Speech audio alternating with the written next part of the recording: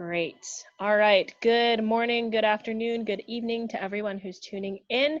We are so excited for today's webinar. We are fortunate enough to have two different presenters, or I guess three presenters from two different facets sharing their work for us for week 5, because the kind of build up to this theme has been, we've been examining how this paradigm shift requires lots of changes in the way that we think, view, and analyze and understand these problems in humanitarianism from lots of different perspectives, not just in practice, but also the value that academia brings to us. And we've kind of given forth this idea and this notion of, well, how do we bridge those two worlds so that each is mutually benefiting from the other? And so Moshood has actually been very busy with us behind the scenes, as well as sharing his work with us today, helping us select different representatives from academia and from practice to speak with us at several points throughout this program. So Moshood, thank you so much for that. I'm just going to read off your bio real quick and elaborate on it a bit, because you have also been humble here. So Moshood is a tribesman from the popular Yoruba people. Did I pronounce that right? Yoruba people of Southwestern Nigeria. He's the president of Series of Portal. As an emerging community psychologist, he embraces his studies with a multicultural perspective while investing heavily in classic African philosophy, such as the Ifa metric system and Ubuntu. I love Ubuntu, by the way. I just learned about that very recently, and I think that's like the most beautiful, beautiful concept. Moshood is an award-winning refugee advocate from the American Red Cross International Service Award in 2019 for his role in the World Refugee Day Chicago. And Lena, is that still digital, the World Refugee Day, or Moshood, you would probably know that better. Is that still available on YouTube as well? Yes. Okay, we'll have to be sure to post links for all of this interesting stuff that you're involved in, along with the description in this video. So at present, Moshood is researching refugee strategies of survival, problematizing the status of resettlement organization, and promoting alternative forms of resettlement setting, using the accompaniment model to amplify refugee voices, well-being, cultural integrity, social balance, and sense of belonging. I'm sorry, I'm trying to keep my dog from running onto the screen right now. So I was actually introduced to Moshood through Lena, and one of the reasons we started talking was because he's one of the only other people that I have ever heard refer to accompaniment, and not just refer to it, but actually refer to it within a context that I'm very familiar with. So Moshood, I'm going to have you elaborate if you need, but I just want to emphasize, I'm so impressed with your work. I am so refreshed and energized with how well your research and your work and your experiences play into our mission and our values at Insight Collaborative, and how you're really just bringing this program to life and helping lend context to all of us at the organization and our participants. So I will let you take it away from here.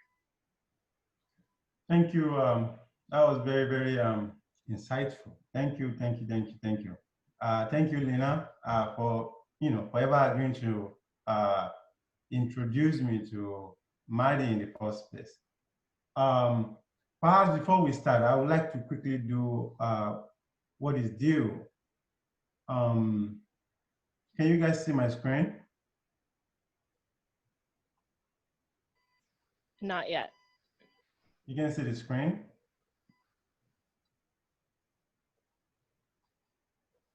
Oh, okay. I think I stopped sharing, so I'll probably need to share again.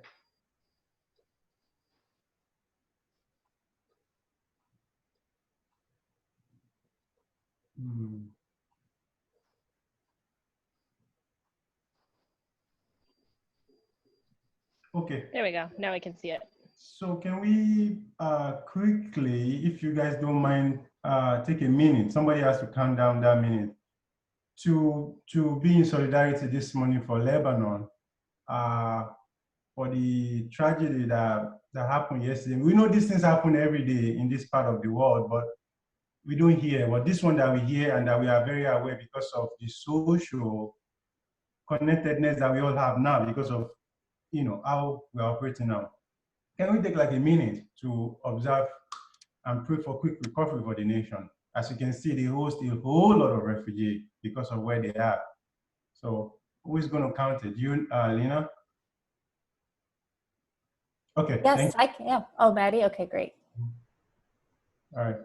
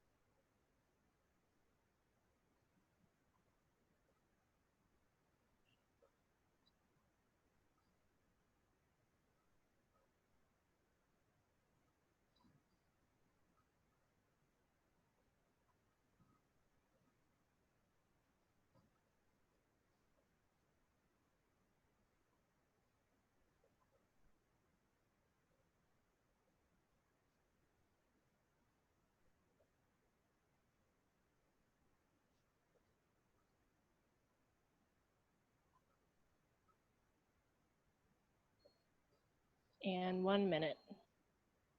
Thank you.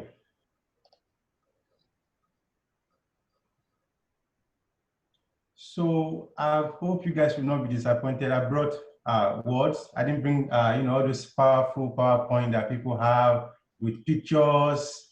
I thought we should do a little bit of a lecture. So when I got the information that was written beautifully for this week 5,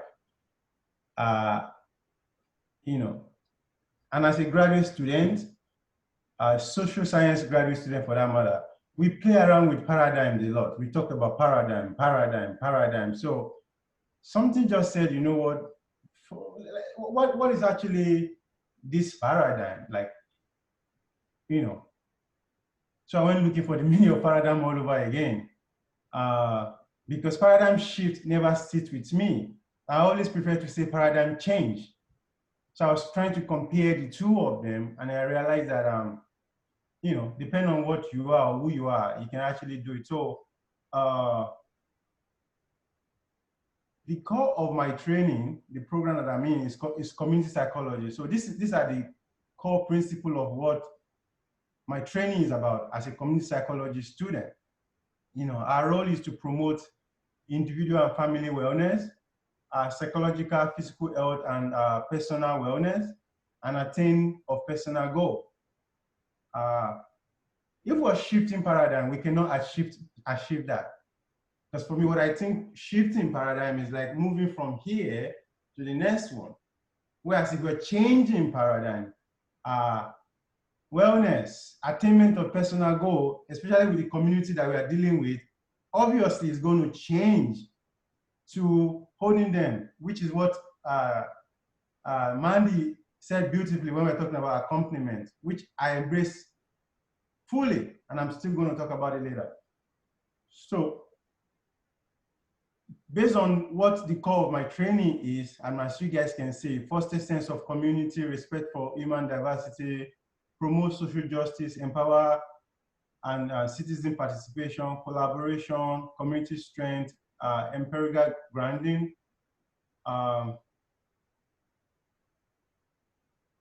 So I went looking for who actually did the work of the paradigm theory, and I saw there's a guy called Thomas. He's an American. One of the things I've been one of the things I've been criticizing as an international student is a lot of the knowledge that we are getting here is actually so Eurocentric. So I wanted to know what his thinking was when he came up with this paradigm shift. And if you guys read this wasn't actually meant for social sciences as what we are doing, But sometimes when these things are written and then the word adopted, there's nothing we can really do. We can just walk around it. So I'm not doing paradigm shifting, I'm changing, And so he called what we are doing, what I'm doing as a social science, he called it normal science. Because he said it's the business of solving specific puzzle and collecting data. That I'm doing. I'm solving specific puzzle in terms of resettlement, displacement, economic migrant. I'm trying to solve those puzzles that are not brought to the daylight. That's why I'm trying to amplify refugee voice. And I'm collecting data to do this. So knowing all that I've just said, and this is my research, this is one of the research I did last year. You know, it was a very small community participatory research, because, by the way, the title is African Refugee Strategy of Survival, right? And I'm going to read a couple of them. Some of them I'm going to jump in. Why I decided to do it, which is the introduction, is African refugee as a crossroad. I was using African refugee because I want a limited scope, right? I could have just done larger frame, but I specifically used African refugee because at some point, I think after the Syria, even before the Syria started, no one was talking about African refugee anymore, you know. And so I was looking at what was happening. And so I decided to do this, looking at their survival as if, you know, I'm sure you guys know all the refugees that come to this door need some kind of survival strategy. But to get this very right, I narrowed it down to just the African refugees, particularly in Chicago area, right? And so the aim of doing this, even before the aim, I want to read this. To resettle refugees in the West now requires greater economic sacrifice than in the past, right? It's even more challenging when refugees are resettled in cities like Chicago with overwhelming marginalized population, right? Yet the resettled African refugee must survive with or without the established refugee system, right? So the aim that makes me want to do that is to identify the adopted strategy of survival. Identify factors affecting or influencing the adopted strategy. Cross-examine individual adopted survival strategy against local, national, and international settlement strategies. And the research question that informed this was, what are the adopted strategy used by refugees in host society? What role did the strategy adopted play in refugee adaptation in Chicago? At what stage is thriving? That's a very funny one because no one is thriving. Anyway, we'll talk about it. We'll talk about it. What are the values of maintaining refugee cultural and integrity to survivor psychology? You know, if the participants want any question, I can, you know, if they want it to be very interactive, if they have any question, I can jump to answering those questions. So just let me know if there's something that I need to attend to. And so my finding was most refugees that are resettled in here, at least in the city of Chicago, are resettled indirectly. You know, they're not coming from their country, first country of, you know, origin. So they've gone through different countries. Hence, they have a survival skill learned in the process already. That was one of the findings. So I said passage into post-traumatic growth, conflicting with settlement regression. And I can explain that in a little bit detail. You know, post-traumatic growth is, okay, so they've gone from different country, and so they have post-traumatic. It's somehow turned into growth for them because they've embraced this pain to do what they are doing, to reestablish themselves, right? But the conflicting starts when they settle here. That's post-settlement regression. When they settle here, it becomes a problem because a lot of what they do, they are handicapped. They have to go through this system, this rigid system to get this, to do that, you know. So it's like they are regressing in their post-traumatic growth that they already were playing before because of the structure of the system. And so the structure of the United States Refugee Resettlement Agency. And I said, resettlement agency, that was the finding, not that I said, that was what I found out. Resettlement agency dependency on government is not helping at all. The resettlement agency is not meant for rehabilitation services, which is what it should be in the first place. The faith-based system that's also in between is also not really helping. I mean, I know they meant well, but they also roped in the system so much that their effort is clouded. There are a lot of articles, a lot of written research that can guide that if you search for it. Also, the outdated admission policies and practices guideline is also another problem. In the beginning, resettling people wasn't actually to rehabilitate. It was more of, especially when we talk about the Western Europeans that were resettled in America, it was give them economic, help them to grow and all that kind of stuff, or use them to make America grow, But as time goes on, some of those Europeans were given land, they were given stuff to develop. That was never the case for people from Asia. No, I take that back, because that happened. Indo-Chinese, they got help from the government at some point, but not as much as the Europeans. The Africans never got anything. Search anywhere, search any scholar article, they never got anything. So I'm beginning to compare resettlement to slavery. It's a far-fetched idea in my head, but again, when you resettle people, they have to pay for their flights, and then they have to go through a rigid process. What we call it is a modern-day slavery. I know it's too critical, it's too rigid, but trust me, I've been doing this for so long to see that I don't see any end in sight. So the method that I use, the only one I can use that can work very well for this was qualitative inquiry, because we use it as a systematic inquiry into social phenomena. Because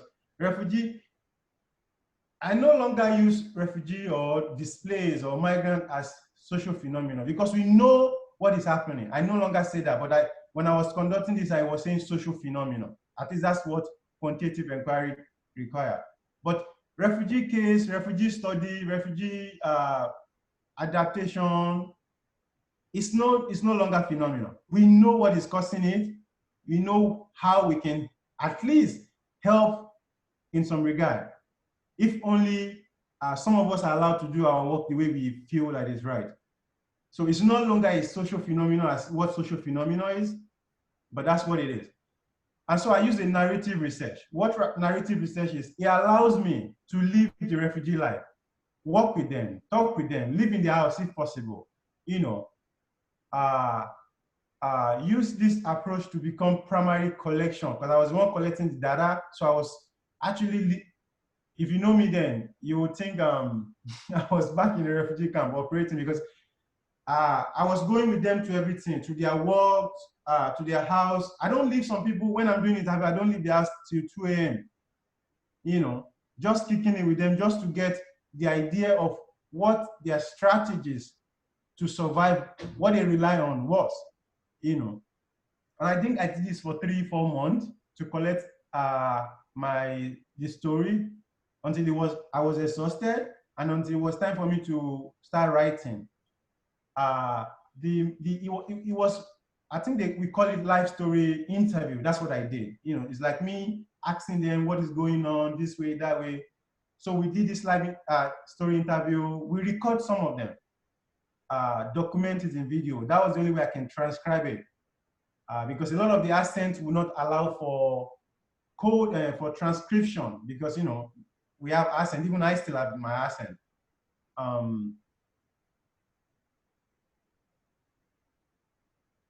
Use this 100% first person. Yeah, everything I actually transcribed, every data that I wrote was 100% of what they said. It wasn't what I said. So everything I've been saying so far was what I got from them. You know, I wish I could have brought the code book so you can see how dense it is. And so the result is something some of them I've talked about before. I'm going to read it out. They said, the result finding from the life story interview detail passage into post-traumatic growth. They also provide insight into the study participant mindset,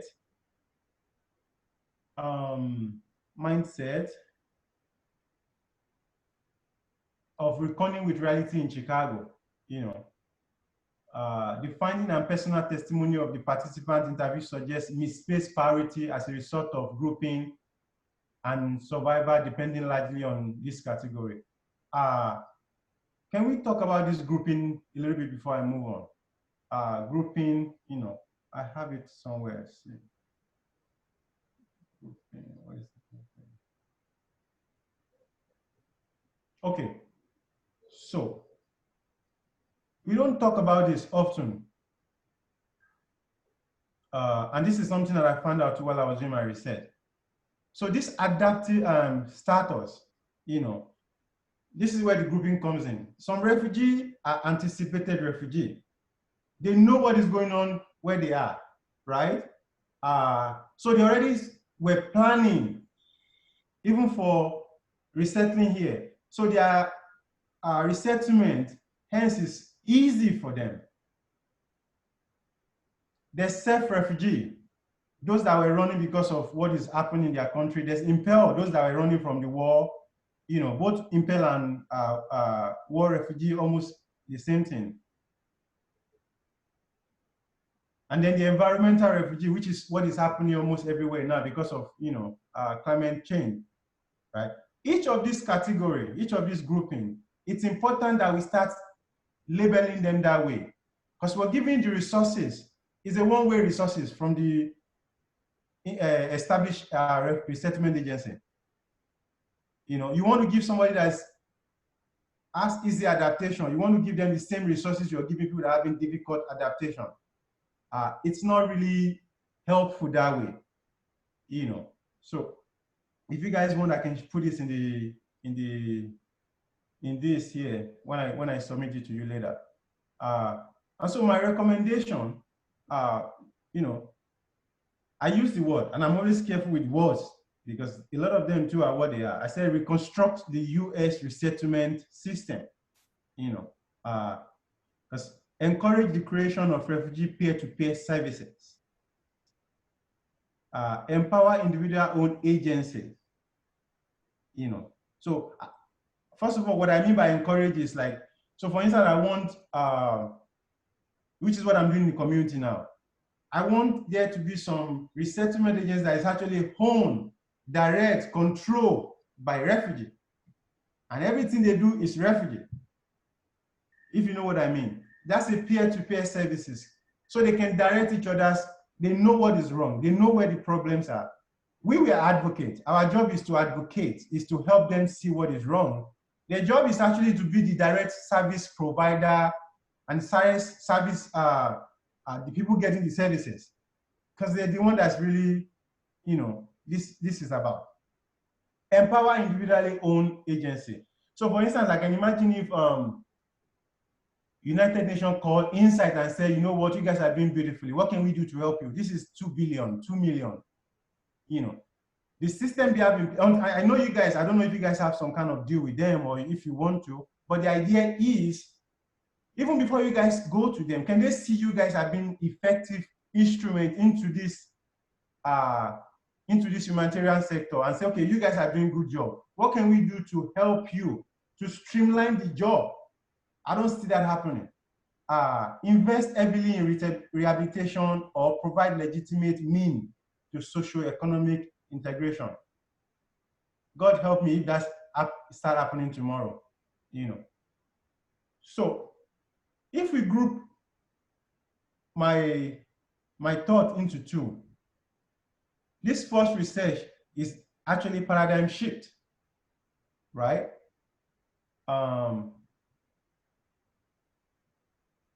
And so I moved from just doing research into the community. This is how I came to meet Lina, Maddie, and all the beautiful people there, you know, because I was looking for a way to promote alternative settle. You see, I didn't say resettlement anymore. It's settlement now. This is paradigm change for me.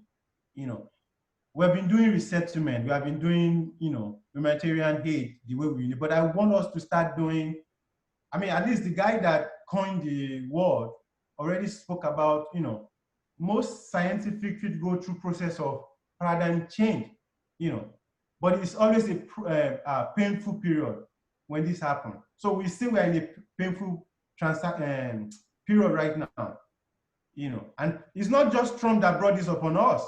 This is what has been happening. The immigration system in this country is not being, the foundation is being, there's no foundation. There's been no foundation, there's a structure without a foundation. I don't know if you guys get that. And so that's the fallout is what we are dealing with now. And so when I move into working in the community now, what I started looking for was, how do I locate assets that support IDP, refugee, migrant need, and observe absence or abundance in terms of survival? What is it that they are using? Where is it missing? Where is it in abundance? And so I quickly discovered, which is why I'm partnering with a lot of people, which is why I was able to lead World Refugee Day, which is why I was able to tell them at, I don't know if you guys know RAN, but every organization that I've been involved in now, what I've been saying is, until we do refugee voice, until we include them on a 50-50 mission, which is what I've been, campaigning for, everything I've been doing. Today we're going to select, hopefully for the first time, a refugee to lead the World Refugee Day for next year. That's what I've been campaigning. That's what I've been hoping, that, because it's really their show. We're just an advocate. And so in the community, I've been engaged with refugees to gauge adaptiveness and social responsiveness. Those are big words for me. Don't mind me. So I don't know how much time we have. I can entertain my second research, the one I'm working on right now, because it sort of is the result of paradigm shift to paradigm change. I'm not going to go into big detail. I'm just going to give you like the framework that I'm using now, so that I don't take so much time. The framework, which is always important in terms of theory, is because it's changed now. My thinking from paradigm shift to paradigm change. The only way I can do the work is to criticize everything. So, I says relying heavily on critical community psychology. Remember, community psychology is my training, right? So the theories that I'm using to do this, my second research, is actually critical community psychology theory, structural oppression theory. You guys know what structural oppression is. Like everything that the refugee, the humanitarian has been going through is sort of structured. But if you look at it very well, there's so much oppression going on there that if we begin to define it now, we can't stop. We won't be able to stop today. I'm also using liberation psychology theory to build my argument. Perhaps the biggest one that I'm doing in the community now that I'm using is the accompaniment solidarity model. And I'm going to go away from this research, go to I don't know if you guys want to read this a little bit before I start talking about accompaniment. This says, if you come here to help me, you are wasting your time. If you come because your liberation is bound up with mine, let us work together. That's what my work is about right now. So I've been going into the community. I've been using the accompaniment model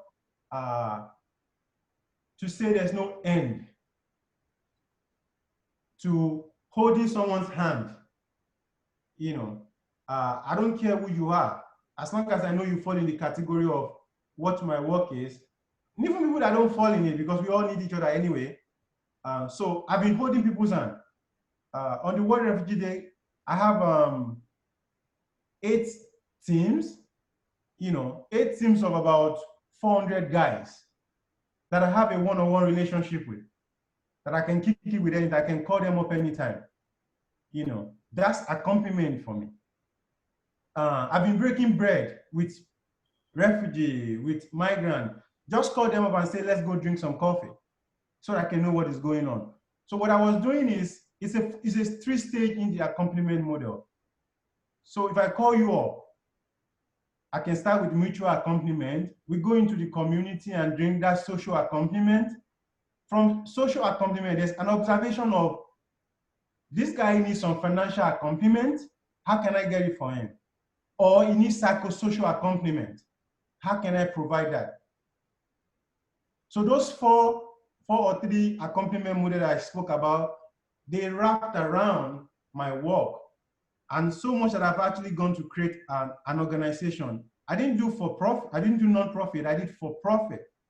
Because what I want to do is to get, I need money to help people. So I actually register as for profit. I don't want my hand to be tied down to some establishment, right? So I did for profit, because to provide someone with financial accompaniment, say somebody is, they're mechanical engineering before they came here, they can fix car. I can establish them under that financial accompaniment. I can establish them, create that workspace for them. We'll get the money back from my company. Say people that sponsor my company will get the money back. But my first role is to establish them under that accompaniment model, right? And they're working. They also are going to employ people. That's, you know, is carrying on. The psychosocial accompaniment, which is more important than we are always thinking about, is far away from mental health sometimes, but they use it for it.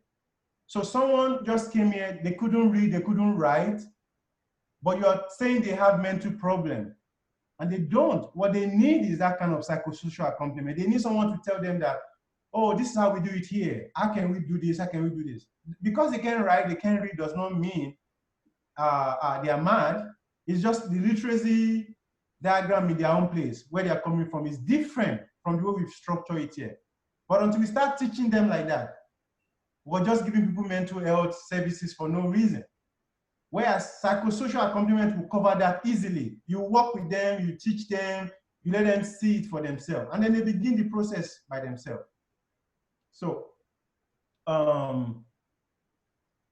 I think I should stop. No, I want to read this one because it's important. This is part of the accompaniment. It says, we convince psychosocial accompaniment as a way of offering displaced people support and providing space for expressing and recognizing the emotional impact those violent events had on them. Psychosocial space are designed to listen compassionately to the victim of forced displacement, and space aim at ensuring that those people feel accompanied in order to provide conditions conducive to their recovery. There's nothing more than that. That's all we need. But because of the structure, the rigidity, the hierarchy, all that is not going to make our humanitarian mission what it needs to be. I heard the guy from Duet, is that what they're called? You know, I hear how beautiful their work is, but they need help, and they will need help, because of course funding is not that easy. And I wonder if this big organization can partner with such people like that, provide them the funding so they can provide. Imagine if I go to somewhere in Nigeria and somebody says, go to this store and get a shoe. That's beautiful. That's accompanying someone. The father can accompany his children easily. So we need to redefine it. Instead of shifting paradigm, we need to up changing it. You know, so thank you for listening. If there are questions, I'm open to discussing. Thank you. Moshood, thank you so much. So just for the people who are viewing now and people who view later, Moshood and I have a lot in common with the approach that we have of recognizing the importance of psychosocial integration and how psychosocial factors and post-traumatic growth all play a really big role in the experience of displaced people, not just, his focus is more like in the quote settlement or resettlement process. and whereas my focus is an earlier intervention point of meeting people in maybe the first or second country that they have been displaced to from their original host country. So what I would love is if we can dive into I have a couple of specific questions about your research, because something that we really want to promote in week 5 is, what does advocacy look like? And I think that ethical conduction of new research to contribute to these sorts of recommendations that you're making for these structures and systems is a form of advocacy. And we have a lot of people, actually people who are viewing right now, who are on like the academic side of all of these issues. And so I think my first question is, would you be able to walk us through your methods for both of the different presentations that you showed us, and talk about kind of, you said you referred to like narrative data collection. And when you were speaking about that, I'm like, wow, that in of itself is accompaniment, like coming alongside them and living their experience as well and drawing conclusions from that. But if you could go over your methods in a little more depth for each of those for us, I would really appreciate that. Sure. I want to share the screen again if it's okay. Oh, I can. I think. Oh, do I have to? Am I the No, host you now? know, I can just talk about it. I can make you the host again. Well, if you can, Moshood too, if you can send me the document too, then I can share it to the group and people will have like the actual breakdown of what that might look like. But if you can just like walk us through, maybe more so, like, I don't know if a lot of us are actually going to end up doing field research at any point, but just like maybe even like your methodology behind your method, if that makes sense. Yeah, so for the first one, this narrative research, I was struggling a lot, like what to use to really get the story. You know, I was going to shoot a documentary actually, and so I decided to go for, because there was no time. So what I was doing with narrative research is actually what it says is, you know, to sit with someone, you know, while they narrate stage by stage the detail of whatever it is that research is, you know. But there's more to it than I don't even think I can get to that now. If I was doing, say I can go to their home to go and talk to them, say I was going to do Zoom research, I have to wait, because narrative demand that you are in close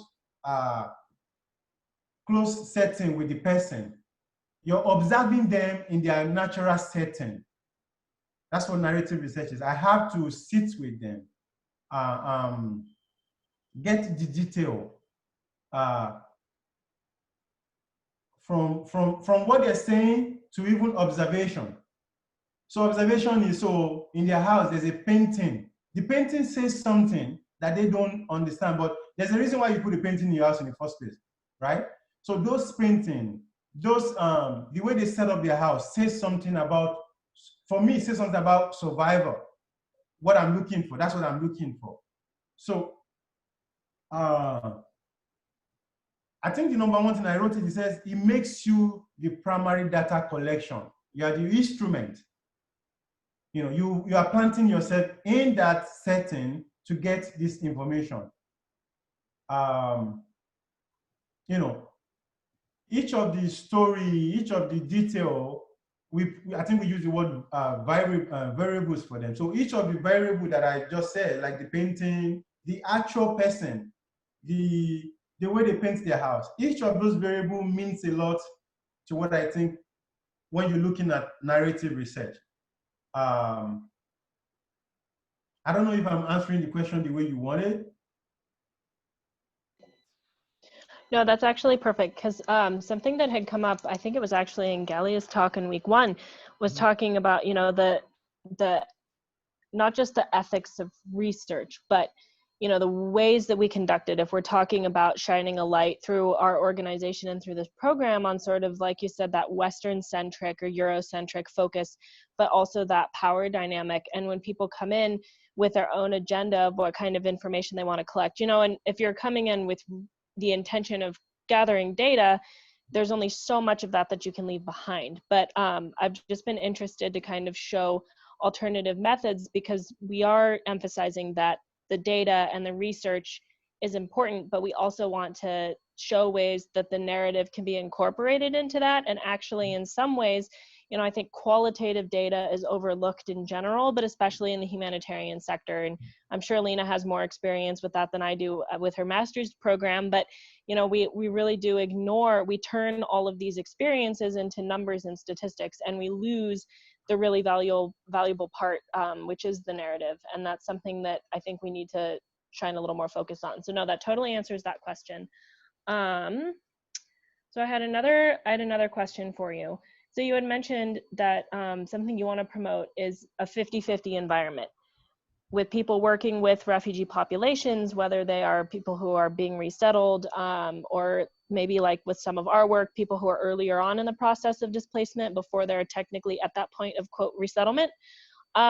What are some ways through your research or through anecdotal stories and experiences that you've had, or through your own personal perspective, how would you suggest that those of us who are active in the NGO nonprofit sector, how can we cultivate that environment so that people feel mutually included?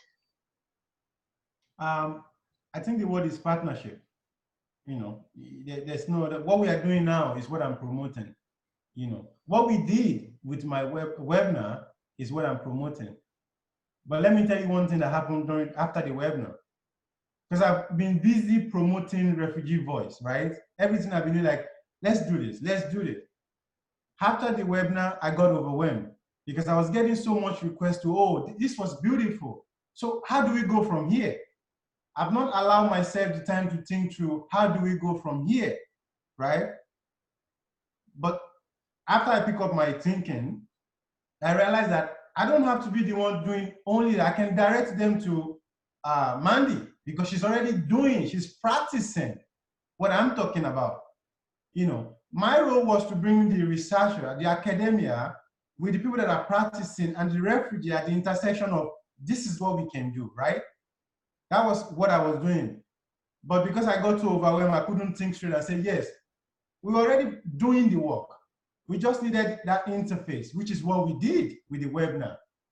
I got so much email that I don't even know if I respond to all of them, you know, because people don't do that. Research is kept to be published later, and then refugees don't have idea what we publish. So I guess that webinar really opened so much people our eyes, and people respond lovely to it, which I really appreciate. So I guess it's actually, the word is participation in its best, in its whatever form you think it is. You know, you go into Greece every time.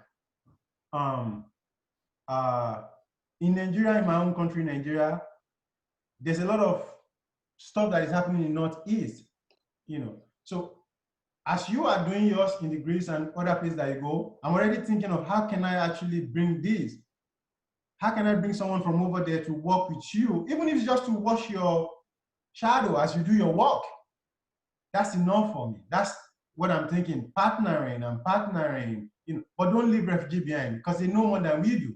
This is their experience, you know, so.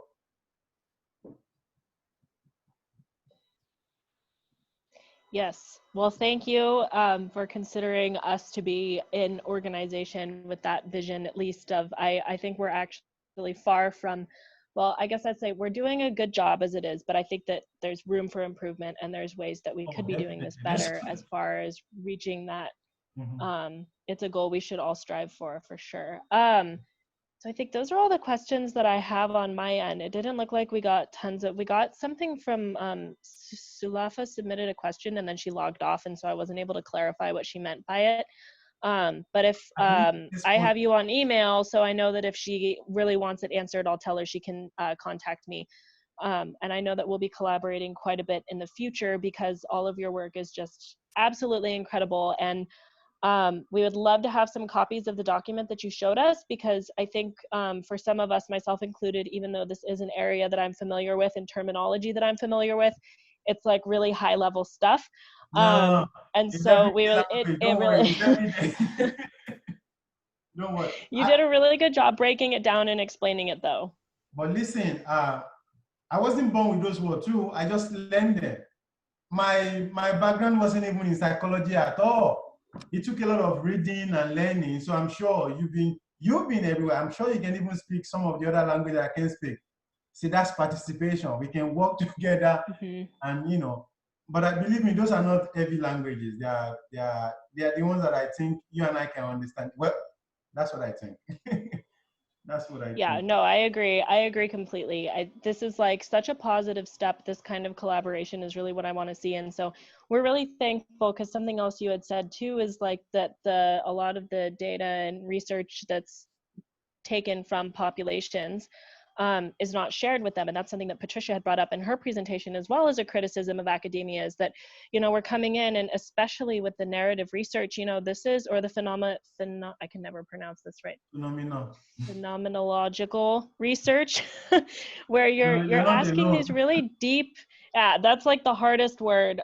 I have never been able to pronounce that. Yeah, you're asking all of these really deep, intimate questions about people's personal perceptions of their experience, and to not share the outcomes of what that contribution means for them and for other people who are in their similar situation. I think that is an ethical bind that a lot of people find themselves in, not communicating that correctly in a way that's tangible and meaningful back to the people who are kind enough to lend not just their time, but their personal stories and experiences. So if when I'm done with school, I'm going to do the first research that I share with you, I'm going to actually do it all over again. But this case, I'm going to actually document it, like record it, edit it together, and push it out in the world. School will not allow me time to do that.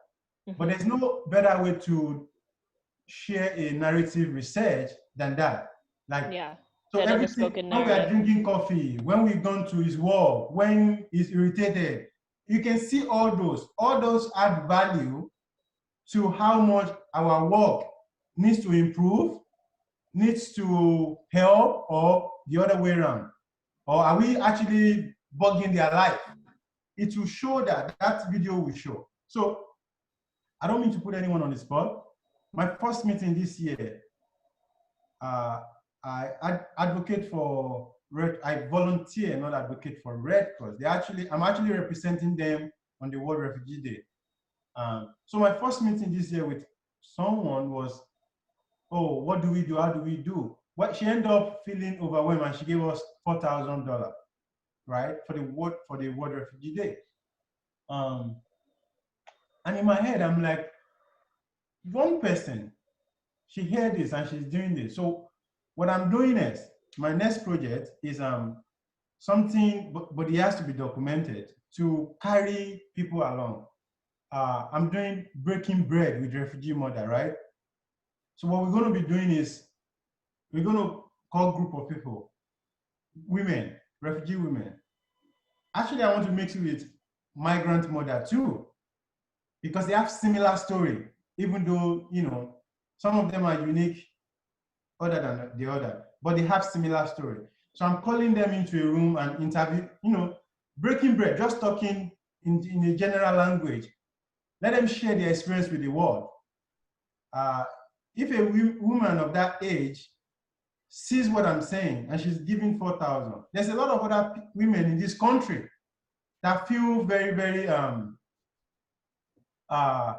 that have interest in this, but they've been hearing the story from the media perspective, and oftentimes you and I know that narrative is not it's not sold or told, as it should be. So hopefully, the breakfast with refugee mother is going to shed light. We can document and push it out in the world so people can see it. At least that's what I mean by participation. With them, with me, with the rest, with you guys, the more we keep pushing this out, the better for us, the better for them, you know. Hopefully we can have time to do this again because there's a lot we didn't talk about. Yeah. I actually want to talk about repatriation again. Like, why are we actually resettling people here? That seems to be so old. Can we change that narrative too? But so I don't hold people. We're going to hopefully have time to talk about that maybe next time we do this. But I appreciate you guys. I appreciate the time, and I'm happy to be here. Well, we appreciate you so much sharing your research for us and tying it in so closely to the theme for this week and the overall message that we've been trying to send through this program.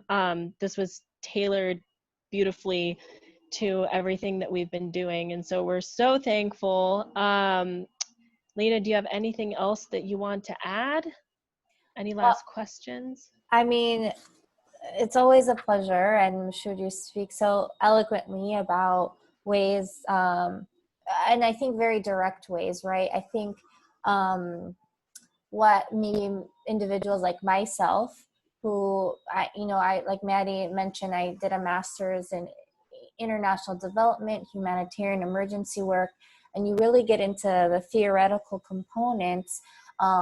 But then what does that look like when you're active, working with, like you said, participants that have been impacted by things that are not just past, but ongoing, and making sure that, especially when you're asking individuals to relive certain experiences, or, especially situations that are still very fresh, to making sure that we're very careful of how we're pushing such like emotional boundaries, right? And like mental labor on individuals. And at the same time, when we go through that a lot, alongside someone, what does that look like, in terms of next steps? Are we, maintaining those relationships? Are we actively including individuals in what happens with the data, which you both mentioned? And I think that's really important, because it's, of course, important to educate and motivate people to understand what's going on, but we have to understand that beneath that is, at the end of the day, this is storytelling, and we have to be really careful of how we take with us narratives. These are very, of course, very personal. Each and every one of us has a different story, but when we're using it for certain kind of means, like, we can't fall into the trap of using it as a means to an end. Okay, we collect these stories, they're in these documents, they are in these lectures. What are we doing with those individuals, to making sure that at the end of the day, we truly honor and respect these voices and stories? So I personally am very thankful for individuals like yourself, Moshood, who are taking, of course, like important, analysis and theoretical components, but intersecting that with the community and like what we are doing as a community, to really, carefully understand how we're moving the needle forward through kind of narrative data collection. So I know, participants in our mentor program are gonna hopefully definitely be very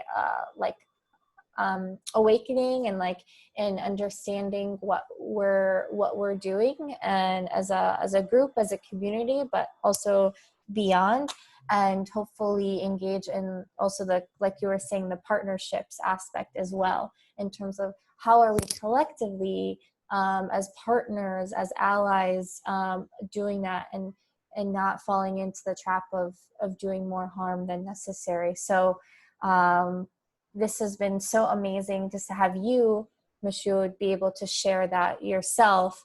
And I know it means a lot more than, let's say, from coming from someone like myself. We're really grateful that you're here and that you're sharing that and you're doing the important work you're doing. And we want to make sure to take that burden off of your shoulders and other individuals, to know that we have our part to do, and we have to go kind of move beyond words and into very thoughtful action. So really thank you, Moshood, for having this conversation with us and making sure when we talk about accountability, making sure we're really held accountable to the work and the partnerships we create as well. I appreciate that, Lena. Thank you very much. What you said gave birth to something in my mind. The two words, there's easy word, but decentralized and deconstruct. See, those two words is what we really need, because until we start holding each other, the little agencies, the small ones that are coming up, there's more of us out there doing this work, and because we mean it. We have all we don't have the resources, but we have all the, I believe, brain power. That's why we create all these little NGOs.